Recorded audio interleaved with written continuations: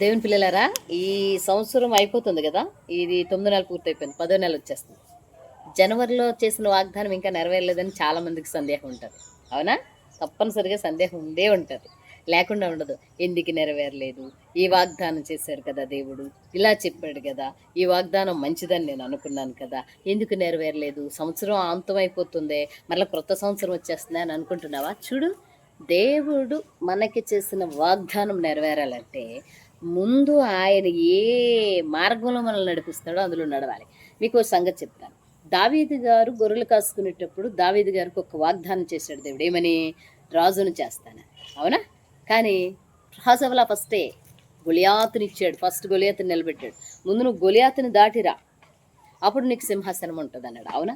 అవునా గదా! సిద్రకు, మెషకు, అబేద్నెగో దానియేలుని నలుగురిని గూడా బబులోను సంస్థానంలో ఫస్టే తీసుకెళ్ళి సంస్థానంలో హెచ్చించలేదు.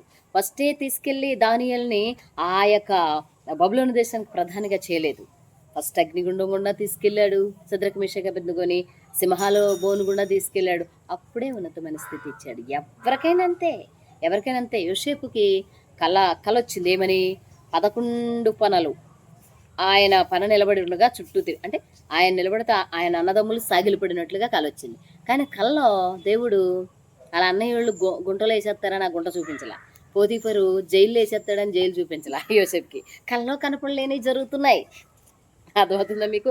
కల్లో కనిపించలేని జరుగుతున్నాయి. అంటే ఇవన్నీ దాటుకుని వెళ్ళిన తరువాత ఐగుప్తులో ప్రైమ్ మినిస్టర్ అయ్యాడైనా. నేను వాగ్దానం గురించి టెన్షన్ పడకు నువ్వు. సంవత్సరం చేసే వాగ్దానం కాదు దేవుడు నీ పట్ల నెరవేర్చేది.